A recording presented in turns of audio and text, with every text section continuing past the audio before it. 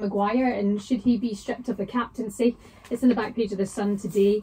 And Ralph Rangnick again defending Harry Maguire, saying, you know, why would I? You know, this it's fine to just have a dip in form, right?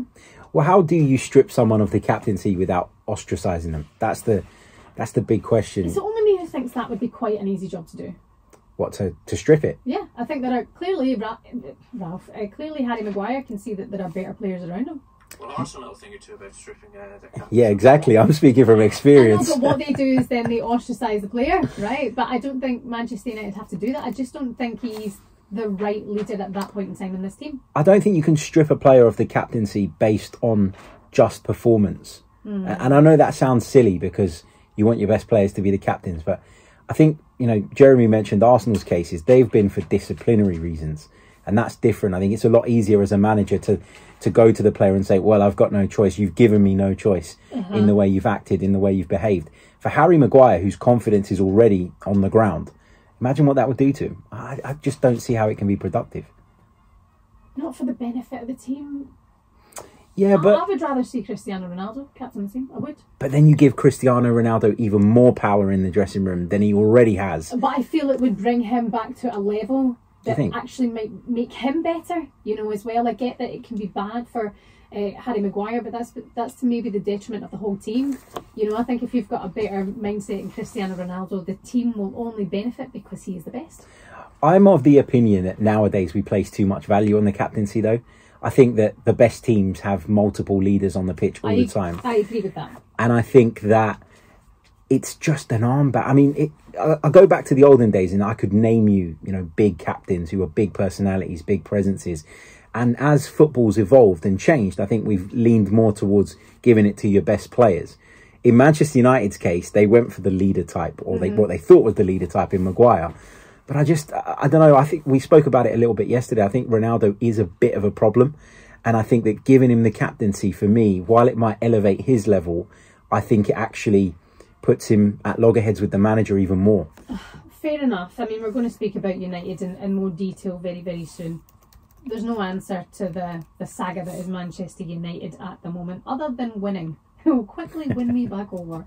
We're going to talk about Twitter Corner as well. Will Newcastle win a Premier League sooner than Manchester United? Because Jason Cundy said this last night on the Sports Bar, and it's got me thinking.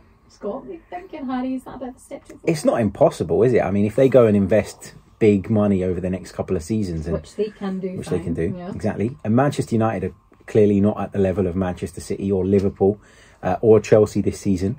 You know, United have got a long way to go, but I think United with 3 or 4 big signings, you know, let's not forget that Newcastle are fighting relegation.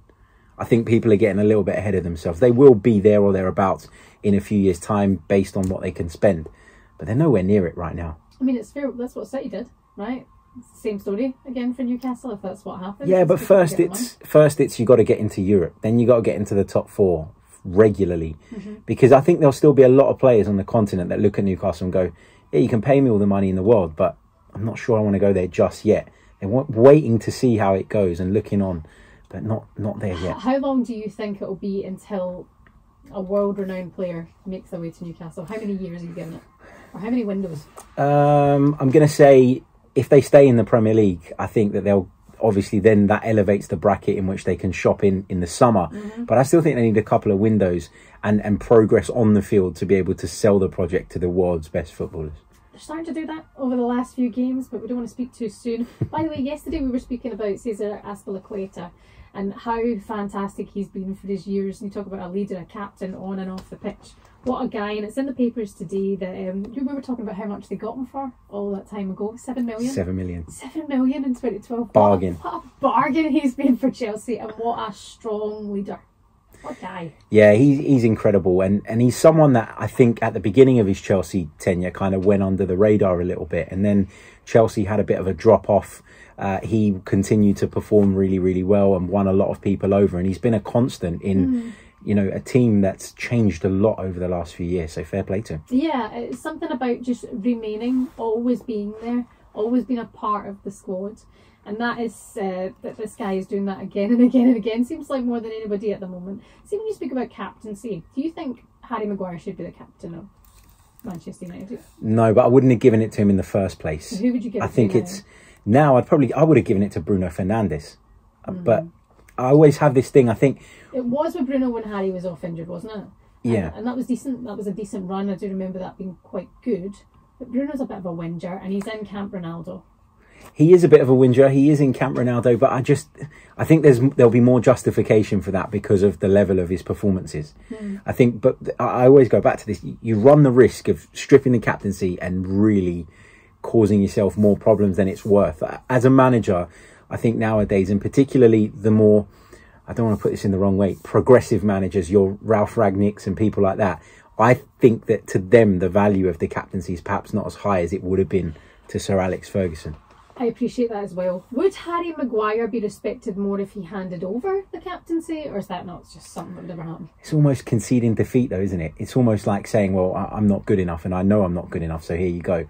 I don't know. I think fans will want him to obviously not have that banned and give it to someone else and maybe pass it on, but I think it's unfair to expect him to do that. And it's also the kind of bottom of their list when it comes to problems that they're having at the moment. I mean, look, it's not a huge issue for Manchester United. Absolutely. I mean, who wears the armband is not that big a deal, is it? Like, we'll all sit here and say, oh, it's a huge honour to captain Manchester United. How the hell has he ended up with it? And it's not fair. But ultimately, it's not a big deal, is it? Yeah, it's more of an ego boost for everybody, isn't it? Champions League as well, back underway tonight. Who do you fancy to win the Champions League? Manchester United can still win the Champions League, and I think they'll win the Champions League. Jeremy, come on. Can I ask you to delete that? Like now, forever? No, in fact, don't delete it. I'm going to stick by my word. Manchester United will win the Champions League. Will win the Champions League. You're a bad egg! Overreactions is new. That's why it made me say it. That's why it made me say it, because he's going to put it the overreactions. But he can still win it. That is the thing. So stand by that, Harry. They can, but I don't. Yeah, exactly. I was trying to think of a more subtle way of saying it. No, they won't. I don't think. For me, I think this has got to be Manchester City's year. It really has to be. You know, they could get to the latter stages and pretty much have the Premier League wrapped up if they continue in the way they're going, or at least be in a very strong position. We know they've got an incredible squad that they can rotate, and so they can prioritise those fixtures. I just think they've come so close. They came so close last season. It's the final cherry on top of the cake for Pep Guardiola and this wonderful side. Well, we'll wait and see what happens, but Manchester City will be playing against Sporting Lisbon tonight. It's going to be live for you on Talk Sport, and this is The Social on Talk Sport 2. My name is Shaban. Harry Simeon here as well until 6 o'clock. Can Manchester United kickstart their run to the Champions League final with a win over Brighton tonight? We're going to do that next on The Social on Talk Sport 2. Manchester United.